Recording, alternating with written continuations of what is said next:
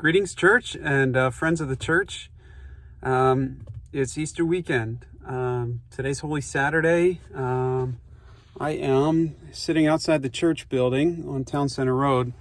I was out here all morning taking donations from the neighborhood for the sake of the community cupboard. This is the fifth weekend that we're in this weird time of wilderness and isolation, where we can't engage and relate to God in the same ways that we're used to. We can't come here and go in that building together and step through our religious practices. We don't relate to one another in the ways that feel normal. We can't just go find each other in our pews and our regular seats. We can't relate to our neighborhood and the world around us in the same way that we're used to. We can't go be out in our social circles in the same way with our friends and our neighbors. We can't be helpful to others in the same way. Our kids can't play in the same way. We have a lot of questions about the boundaries that exist now that didn't used to. And maybe in this season we're seeing that some boundaries we thought weren't really there. And this is a strange time for self-reflection too, for self-understanding. It's hard to relate to ourselves in the ways that we're used to because we just have such different schedules, different tasks, different ways of doing things, different expectations on us. And for many of us, that's led to a real exhaustion and stress in trying to be normal in a time that's anything but. This is the wilderness. In this reflection, I invite us all to consider that as we are present to this reality, that our lives are connected, whether we like it or not, and that our well-being is bound up in the well-being of every other life on this planet, as well as the planet itself, as empathy is compelling us to reprioritize our actions and our goals, our measurements of the goodness in life, and as we are compelled by that idea that part of a good and beautiful human life is seeking to extend privilege so that all life together is just. I invite us to consider that as we are doing that, we realize we are not truly in control. One of the things that happens in the wilderness is that we realize that we are not truly and ultimately and totally in control. The mysterious higher power, the mysterious creator and sustainer that many of us call God, has a level of control that is above and far beyond what we have. The learned awareness that higher power, that God is in control of life, that we all have a need and a need together for the life-sustaining and life-giving force that is bigger than any one of us or any group of us, that we see that in the stories that are in our scriptural and spiritual history. The generations of Abraham's family learned that they could not control and create the life-sustaining elements of water, rain, flocks, or land. They had to open themselves to identifying and learning these God-given rhythms and forces. By the time Joseph came around, several generations down that tree, they, as a people, were so aware and learned that Joseph was able to help all of Egypt to avoid being crushed by famine. Moses and the Israelites in Exodus learned that it was God's orchestration of willing human partners with the right relationships and the right skills that led to them being freed from their slavery. They learned that water and manna to sustain them for their long journey through the wilderness could not be created or controlled by them. Centuries later, when the Israelites were exiled by the Persian and Babylonian empires, removed from their homeland, shipped off to new places, they learned what Jeremiah wrote, which we considered in a previous one of these reflections, that God would ensure their well-being by compelling them to seek the well-being of others. They could not control and create a life for themselves and in and of themselves in the same ways that they did back in the good old days when it was just them. They had to be open to this larger force at work, compelling them and orchestrating in new ways, calling forth new relationships. Jesus launched his movement in the midst of Roman occupation, a wilderness time in which his people were forced to learn that they were not in control of their own existence, but that God was at work in the midst of their circumstances to sustain life and well-being. That whole region of the world learned that it was not a human-controlled religious or social revolution that brought justice to that empire, but the steady, God-orchestrated movement of love for neighbor. In the wilderness, we learn to relinquish a sense of total individual control over life.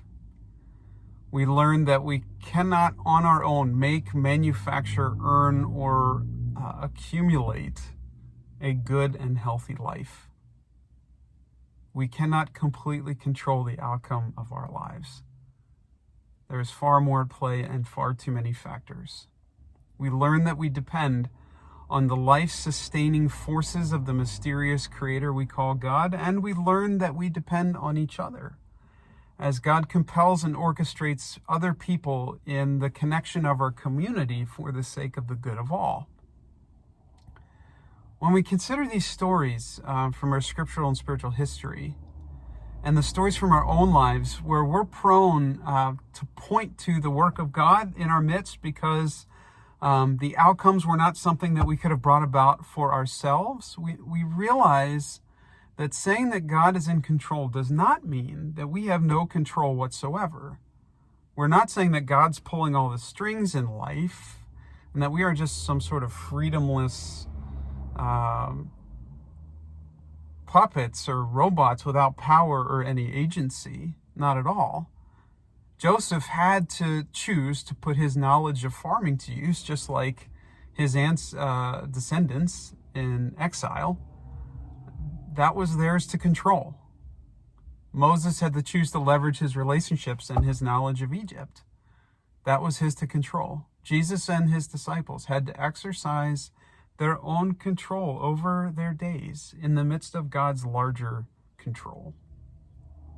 God does God's part. God controls what God controls, and we control what we can control within the limitations of our own being and our own context. God doing God's part, God controlling what God controls, and this is an idea that we have to be careful with. We have to go into that idea carefully. I would argue that God does not cause everything for a reason.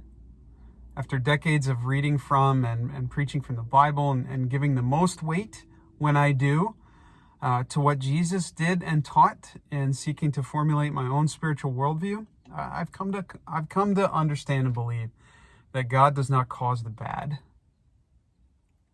God is in charge of and in control of creating and sustaining the universe.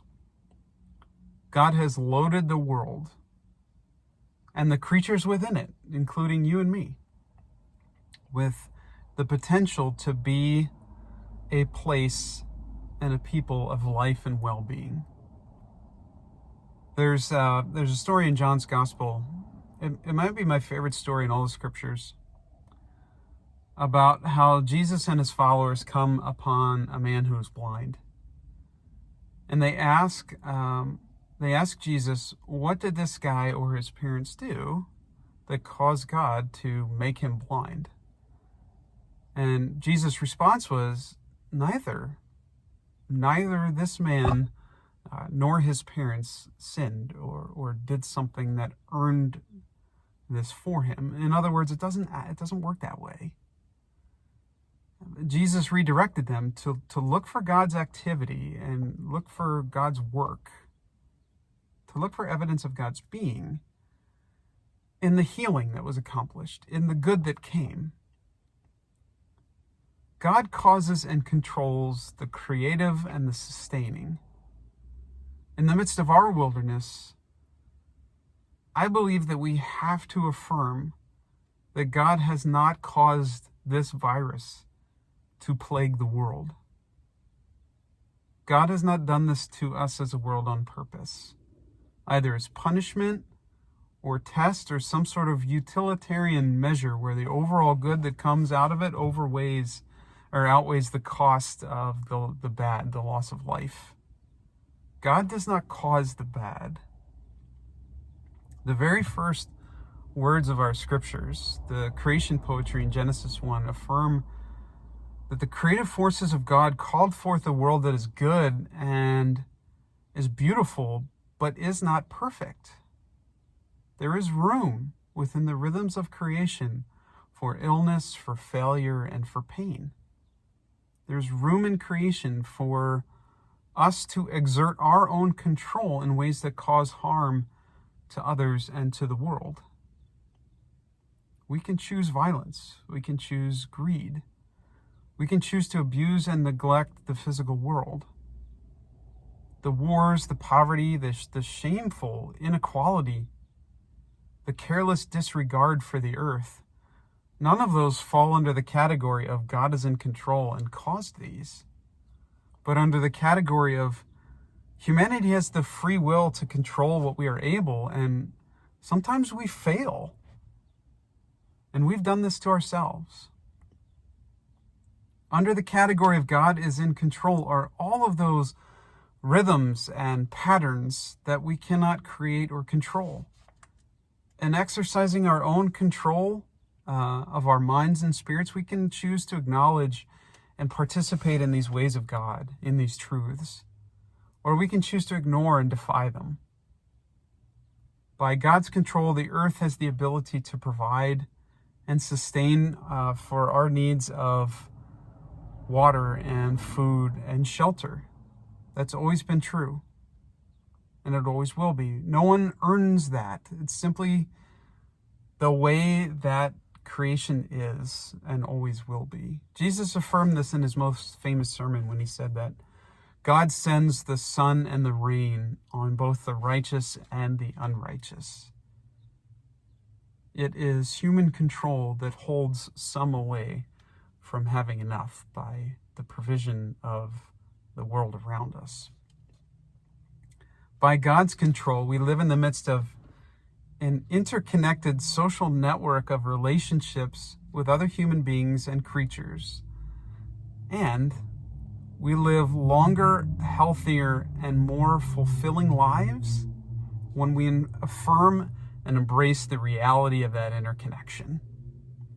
The scientific studies prove that our species thrives when we love instead of hate, when forgiveness helps us to overcome fracture and grudge and antagonism, when we seek the common good over self-interest, when we prioritize compassion for others rather than accomplishment or consumption for our own sake, and when we have a spiritual and social worldview that is based on the inclusion of all rather than any sort of religious or political fundamentalism that's based on the exclusion of some. When we acknowledge and embrace these big and beautiful, godly realities that are out of control, our control, and can only be attributed to a force that is bigger than any one of us or us together, that's when the wars end. That's when violent empires collapse and the poor are lifted up instead of being held down. And we get to the point where we're saying that there are some non-essential things that I've been doing and some really essential things that I have been ignoring or rejecting. And I need to let those false and hurtful ideas and attitudes and priorities die. And on this Easter weekend, when Christians around the world tell the story of the resurrection of Jesus, we are reminded that by God's control, we live in a physical world in which death will never have the final word. Mass and energy cannot be destroyed, and they do not dissipate, but they can take on new forms that are not immediately recognizable. Seeds fall to the ground and die, but when they do, new life springs forth. That eternal nature and the eternal cycle of life is not within our control. No prayer or belief statement earns that for us. Easter is not a celebration of selective salvation for some, but a celebration of the gift of life that is already ours by God's eternal nature and God's control. The next phase of our life is it's a mystery to all of us, as all that mass and energy that is us takes on new forms that are not recognizable in the here and now. And we ought to be weary of anyone who thinks that they can understand and completely explain the details of this mystery. All Jesus told his followers is that he was going there, and that by God's eternal nature and love and control, that there was a place prepared there for us all. God is in control of the God stuff, bringing new life, sustaining life through the potential for provision that's loaded within the earth, water, sunlight, and winds of our world, and calling that which dies to be transformed into new phases of life in this eternal cycle. But we have to be in control of the people stuff. We have to choose to participate in those godly rhythms in order for what God intended for us and our life together to be fully realized. We have to choose what is loving instead of what is hateful. We have to choose forgiveness instead of antagonism. We have to choose cooperation over violence. We have to choose compassion over self-interest. We have to choose the common good over careless individual liberty. Because when we make choices within our limited control that are the opposite of or antagonistic of the rhythms of this world that God has placed within it, then what God intends breaks down. And that's not God's fault or God's intention. So we need to be faithful human beings participating in those godly rhythms. In this wilderness, what does that mean? Well, it means that we have to stay home if we're able. If we're not out doing an essential thing, we have to choose to not hoard toilet paper. We have to choose, as a people, as towns and states and nations, to manufacture necessary medical equipment rather than manufacturing things that make some people money, but don't help everyone. It means that our brightest scientific minds need to choose to use their powers for the common good now, in seeking some sort of medical response or cure to this virus. It means we have to choose patience over rushing back to what we think is normal because of fear, when we know that rushing back poses great risk to this thing propagating even further and causing even more loss of life.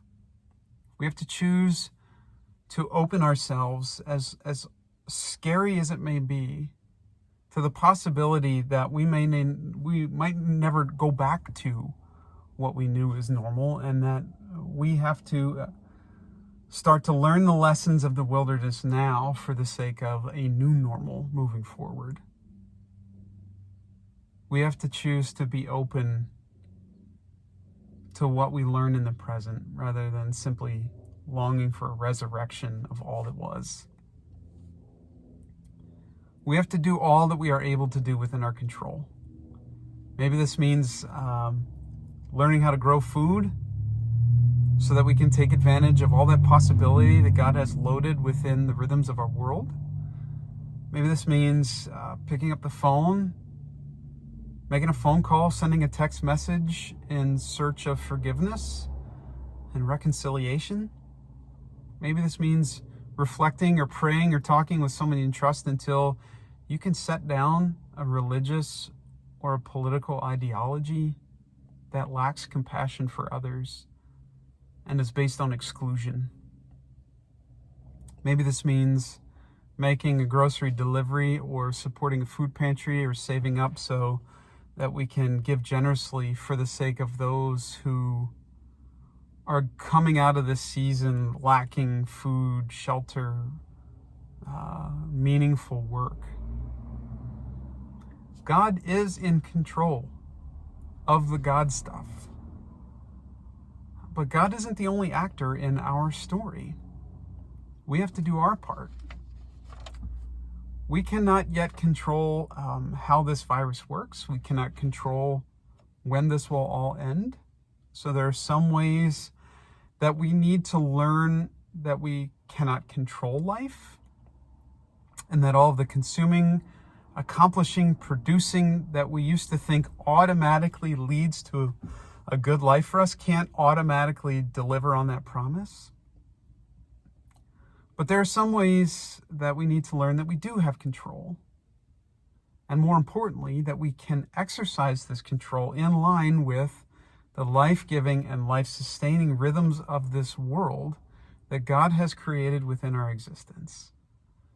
And when we get this, instead of just hunkering down and waiting for this all to magically end and go back to normal, but instead seek to do what we can in line with the life-giving and life-sustaining ways of God, that's when we will help to carry each other through this trying time. Friends, God did not do this to us. God is in control in ways that assure the most possible life and goodness to come out of this. And it's as we are present to God and one another and ourselves in the midst of this that we will see that. And our lives will more align with those rhythms. And we will emerge from this season giving thanks for all the goodness and all the life that we have. Be well, stay home, stay safe. Peace be with you.